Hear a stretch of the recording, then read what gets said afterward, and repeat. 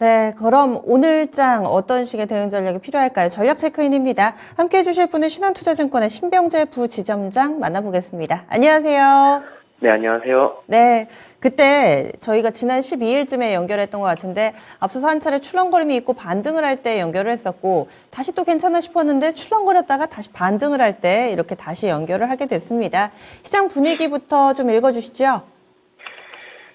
네, 요즘 시장 출렁거림이 하루 지나서 하루 또 변동이 생기고 그런 좀 어려운 시장인 것 같습니다. 오히려 이런 변동성을 좋아하는 투자자분들도 있으실 거다라고 또 생각이 되는데요. 장기 투자를 좀 하신다든지 아니면은 이제 주식을 좀 시작하신 분들한테는 조금 어려운 시장이 되지 않을까라고 생각이 됩니다. 지금 최근 다시 또 훈풍이 드는 이유는 미국 쪽 이야기 덕분인데요. 미국 쪽 시장에 우리가 영향을 많이 받다 보니까 그쪽 뉴스를 꼭 체크하는 게 필요할 것 같습니다. S&P 500 같은 경우는 3분기 순이익이 1년 만에 이제 증가세 전망이 될 것이다라고 나온 것 덕분에 어제 좀 플러스로 전환이 되었다라고 이제 보시면 될 것 같고요. 하지만 아직까지 발목을 잡는 내용은 있습니다. 중동 지역의 이런 지정학적 리스크, 긴장감이 계속적으로 좀 진행이 되고 있는 것 같아요. 하지만 내일 이제 바이든 대통령이 방문을 하게 되면서 어느 정도 완화 분위기도 만들어가지 않을까라고 보고 있는 것 같습니다. 그리고 중국 쪽 얘기도 한번 들어볼 텐데요. 2020년 이후에 이런 중국의 최대 유동성 투입 계획으로 인해서 아시아권에도 자금이 좀 많이 풀리지 않을까라는 기대감이 섞여 있는 것 같습니다. 어쨌든 대외 변수 지금 호재와 악재 같이 섞여 있지만은 조금은 호재 쪽으로 움직임이 좀 옮겨가고 있지 않나라고 생각을 하고 있고요. 특히나 이익 증가분 이제 실적 시즌이기 때문에 숫자가 실제로 나오게 된다라면은 시장 분위기는 좀 긍정적으로 전환이 될 가능성이 높을 것 같습니다. 자, 그럼 이렇게 됐을 때 무작정 이제 우상향으로 이어간다 이렇게는 말씀을 드리기는 좀 어려울 것 같고요. 어느 정도 바닥 확인에 대해서 우리가 조금은 강한 신뢰를 좀 가질 수 있지 않을까라고 보게 되는 것 같습니다. 그래서 조금 출렁거렸던 종목들 이제는 좀 분할 매수할 수 있는 그런 부분이 나올 수 있다라고 보고 있고요. 어쨌든 시장 자체 이제 중동에 대한 이런 분위기는 어느 정도 시장에 선 반영이 되었다 본다면은 이제는 위쪽으로 상승할 수 있는 부분을 한번 찾아보시는 게 좋지 않을까라는 운용 전략 말씀드리도록 하겠습니다. 그러면은 이제 좀 바닥이 나왔고 반등에 대한 기대가 있는 건데 전략의 변화도 있으시겠어요? 네, 안 그래도 지난주부터 해서 저희가 주식 비중을 다시금 좀 늘렸습니다. 어쨌든 이런 중동에 대한 이런 문제들 또는 대외 변수 이런 것들은 결국에는 시장에 이제 단기적인 변동성을 작용했던 이런 저희 과거 데이터를 좀 확인을 했습니다. 이제 길게 끌고 갈 이런 악재는 아니었다라고 보고 있고요. 하지만 이로 인해서 유가가 좀 올라간 점, 환율 좀 튀었던 점 이런 것들은 시장에 부담이 작용합니다. 그렇게 된다면은 박스권 상단에서는 조금은 부담을 느낄 가능성이 높기 때문에 방망이를 짧게 가져가시는 게 좋지 않겠나라고 보고 있고요. 지금 이번 주 같은 경우는 미국 빅테크 실적 발표가 이제 가장 중요할 것 같습니다. 넷플릭스나 테슬라 이렇게 지금 대기되어 있는 이런 상황인데요. 현재까지 예측치 또는 전망치는 굉장히 좀 우호적으로 발표될 가능성이 높을 것 같습니다. 이런 대기업들이 실적 발표와 함께 양봉을 만들어 가게 된다는 것은 다른 아시아권이라든지 유럽 시장 자체에도 좀 긍정적인 이런 시그널을 줄 것이다라고 이제 보시면 될 것 같고요. 특히나 테슬라가 지금의 가격대에서 다시금 레벨업하는 모습을 보여주게 된다라면은 우리 국내 2차 전지 업체들에게도 좋은 모습을 보여줄 수 있을 것이다라는 기대감이 좀 생기는 것 같습니다. 국내 시장 이렇게 한번 보시면 어제도 밑골이 달면서 캔들 차트가 좀 많이 말아 올리는 이런 분위기를 보여줬어요. 그래서 저가 매수세가 계속적으로 지금 유입이 되고 있다라고 보고 있고요. 지수 하단에는 이제 방어가 어느 정도 성공한 부분이 있지 않나라고 보고 있습니다. 지수 이제 쌍바닥을 만들었기 때문에 이제는 위쪽으로 어디까지 갈 것인가가 중요할 것 같고요. 앞서 말씀드렸다시피 무한정으로 가진 않을 것입니다. 왜냐하면 아직까지도 발목을 잡는 이런 대외 변수가 있기 때문에 방망이를 좀 짧게 가져가시면서 저는 운용을 하시는 게 좀 도움되지 않겠나라고 보고 있고요. 어쨌든 전쟁에 대한 이런 공포 분위기는 선반영이 되었고 이제부터는 완화가 될 조짐에 우리는 주목하면 될 것 같다라고 이제 포트 운용 전략에 대해서 말씀드리겠습니다. 그래서 바로 직전 시간부터 이 종목을 편입을 하면서 주식 비중을 많이 늘려놓으셨어요. 그동안에 9월달, 10월달 초까지 시장에 좀 소나기가 내릴 때는 6대 4의 비율로 현금을 좀 만들어 놓으면서 소나기를 피했고 그리고 현재 포트폴리오 보겠습니다.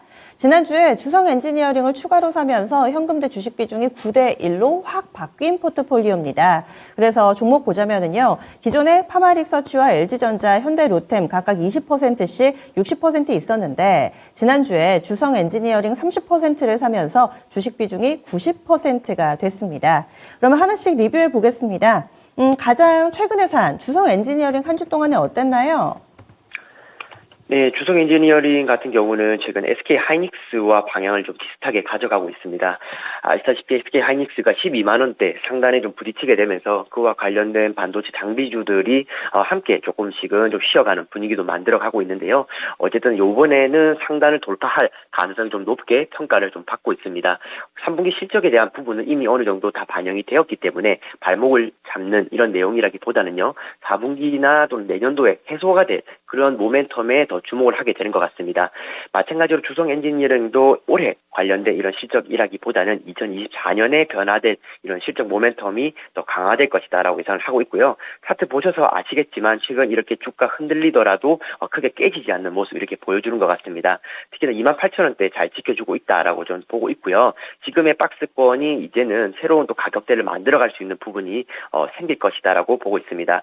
그래서 반도체 같은 경우는 어쨌든 미국에서도 지금 자리 잡고 있는 이런 분위기가 있기 때문에 다시금 주도 섹터로 자리 잡을 가능성이 좀 높을 것 같아요. 그렇게 된다라면은 주성 엔지니어링 다시금 탄력받을 가능성이 높다라고 보시고 오늘의 뭐 이런 음봉 또는 하락세는 굉장히 매력적인 가격대가 될 수 있다라고 보시면 될 것 같습니다. 그리고 추가적으로 파마 리서치 한번 또 말씀을 드릴 텐데요. 최근에 좀 주가 출렁거리 많이 컸습니다. 그 이유는 미국의 인모드라는 주식이 있어요. 피부 미용 의료기기 관련된 주식인데 실적이나 이런 주가 하향 관련된 이런 컨센에 대한 부분이 좀 언급이 되면서 급락을 하게 되었습니다. 그래서 우리나라 같은 경우도 이제 피부 미용 관련된 종목들 다시금 다 하락세로 좀 전환되는 좀 부분이 있었고요. 하지만 최근 뭐 상반기 때 모습을 보게 된다라면은 굉장히 좋았던 이런 부분도 있었기 때문에 일반적인 차익 실현으로도 생각이 될 수 있는 부분이 있는 것 같습니다. 대장주는 원택이었는데요. 15,000원대 터치하고 지금 9,500원대까지 내려온 상황입니다. 그러다 보니까 파마 리서치 오늘 하반기 실적 예상치 좋지만은 함께 출렁거리는 이런 모습 보여주고 있고요. 개인적으로는 크게 이 기업만의 문제는 아직은 발견되지 않는다라고 이제 봤을 때 중국과 태국과의 수출 이런 데이터가 나오게 되는 시점이 된다라면은 다시금 리레이팅 가능할 것이니 지금의 가격대 아직 진입하시지 않으신 분들 있다라면은 조금씩 담아가는 것도 괜찮지 않을까라고 보고 있습니다. 그리고 LG전자 한번 살펴볼 텐데요. 최근에 시총 상위 종목들 중에서 가장 좋은 흐름 나타내고 있다고 저는 개인적으로 생각하고 있습니다. 오늘도 107,000원대 이렇게 올라가는 모습 보여줬는데요. 이번에 박스권을 돌파를 하게 된다라면은 추가적인 상승세 한번 더 기대해 볼 수 있는 그런 구간에 있다라고 보고 있습니다. 4분기가 들어가게 되면은 LG전자 또한 계절적 성수기로 진입하는 것이기 때문에 숫자적인 면에서도 유리하다라고 보면 될 것 같고요. 마찬가지로 내년도도 사상 최대 실적까지 이어가게 된다라면은 지금의 가격대는 바닥권에 있다라고 이제 편안하게 접근하시면 될 것 같습니다. 마지막으로 현대로템인데요. 현대로템은 어닝 서프라이즈 기대감이 모아지고 있는 종목 중에 하나다라고 이제 보시면 될 것 같습니다. 실적에 대한 예상치가 지난주보다 조금은 소폭 상승하는 모습 보여줬고요. 지금 27,700원대 움직이고 있는데 굉장히 좀 가격적인 면에서는 부담이 없지 않나라고 보고 있습니다. 특히나 방산 쪽 한번 언급이 되게 된다라면은 이런 지금 현대로템 같은 종목들이 점프업을 할 수 있는 이런 부분이 또 생길 수가 있기 때문에 지금 뉴스 이렇게 검색해 보시면은 대부분 다 무기에 관련된 이런 내용들이 많이 나오게 되었어요. 그래서 중동과 관련된 이런 이슈 때문이라도 한 번은 레벨업이 될 수 있는 그런 가능성이 있다라고 의견 드리도록 하겠습니다. 이 현대로템 같은 경우는 실적도 실적인데 사실 이번 10월 달 초에는 방산주들 움직임으로 묶이기를 기대하셨던 분들도 계실 텐데 이쪽으로는 영 움직임이 없더라고요. 어떻게 봐야 될까요? 네, 현대로템은 뭐 개별적인 조금 안 좋은 소식이 있었습니다. 폴란드 이런 수주 관련된 부분이 지연 공시가 되게 되면서 그 지연된 부분이 올해가 아니라 내년으로 미뤄질 수 있다는 부분 때문에 주가가 조금은 급락, 실망 매물이 조금 나오게 되었던 부분이 있었는데요. 어쨌든 그런 부분들은 좀 단기간에 소화를 하면서 하락 지금 27,000원대까지 이미 내려앉았다라고 이제 보시면 될 것 같고 시총은 3조 수준을 계속적으로 지켜나갈 것으로 보고 있습니다. 지금부터는 현대로템 이제 이런 과거에 관련된 계약 소식에 묶이는 것이 아니라 미래를 내다보는 그런 분위기로 이어질 것이고 중동전 관련된 이런 모멘텀이 오히려 호재로서 작용할 수가 있기 때문에 조금은 무거운 주식이지만은 시장에서 충분히 주목받을 수 있는 모멘텀은 풍부하게 가져가고 있다라고 이제 보시면 될 것 같습니다. 과연 31,000원대를 어떻게 돌파할지가 관건인데요. 여기에 관련해서는 수급이라든지 또는 3, 4분기 관련된 실적 부분이 나와주면은 충분히 상단을 돌파할 수 있지 않을까라고 말씀드리겠습니다. 이 네 종목은 홀딩이신 거죠? 네, 지금 네 종목 홀딩이고, 네, 계속적으로 가져갈 네. 분위기로 보고 있습니다. 그러면 현금이 10%가 있는데 그대로 현금 유지하실 계획이세요? 아니면은 관심 종목이 따로 있으세요? 예, 지금 제가 포트 섹터가 의료기기와 IT, 기계, 반도체 이렇게 많이 세분화시켜 놨는데요. 아무래도 상관관계가 가장 조금 적은 수치로서 비율을 좀 조정했습니다. 나머지 10%나 아니면 추가적인 종목 교체가 있다면은 최근에 HK 이노엔 관심 갖고 지금 보고 있는 이런 상황이고요. HK 이노엔 좀 잠깐 말씀을 한번 좀 드리면, 위식도 역류의 질환 치료제 K캡 이런 모멘텀이 이제 있는 이런 상황인데요. 차트 보시면 아시겠지만 결코 깨지지 않는 이런 모습을 보여준 것 같습니다. 이 HK가 결국에는 한국 콜마, 이 줄인 말씀이다, 의미다라고 이제 보시면 될 것 같고요. 지금 시총은 1조 이상으로 지금 지켜가고 있는 상황입니다.